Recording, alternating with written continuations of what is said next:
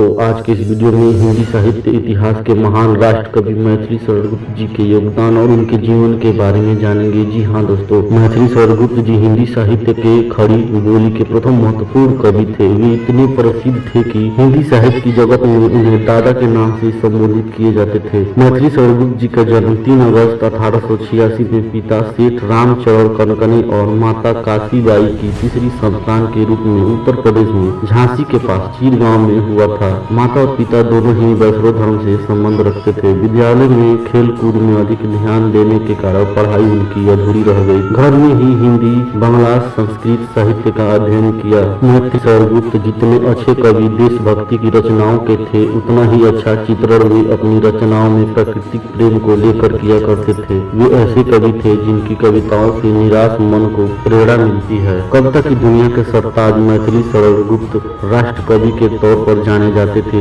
उनके पिता से ही उन्हें कविता का रस मिला था। दरअसल उनके पिता काव्य प्रेमी थे और भगवान राम की भक्ति में उनका मन रमता था। उनकी माता का नाम कौशल्या बाई था और मैथिली शरणगुप्त जी अपने माता पिता के तीसरी संतान थे। उनकी भाषा और सृजन हिंदी की साहित्यिक भाषा का विकास हुआ। 1912 में रचित भारत भारती मैथिली शरणगुप्त की सबसे प्रसिद्ध रचना थी।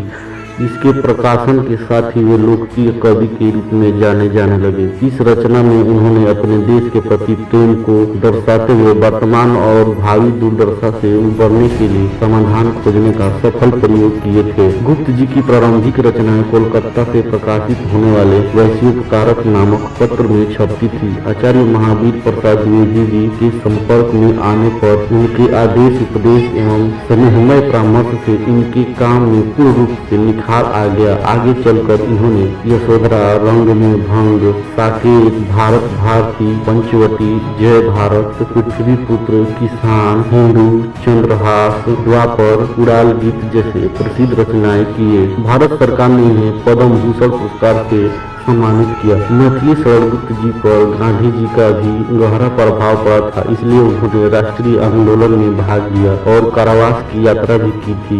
यह एक सच्चे राष्ट्र कवि भी थे। इनके काम हिंदी साहित्य की अमूल्य निधि माने जाते हैं। महान ग्रंथ भारत भारती में उन्होंने भारतीय लोगों की जाति और देश के प्रति गर्व और गौरव की भावना जताई है। अंतिम काल तक राष्ट्र सेवा में अथवा काव्य साधना में लीन रहने वाले और राष्ट्र के प्रति अपनी रचनाओं को समर्पित करने वाले राष्ट्र कवि मैथिली शरणगुप्त जी 12 दिसंबर सन 1964 ईस्वी को अपने राष्ट्र को अलविदा कह गए।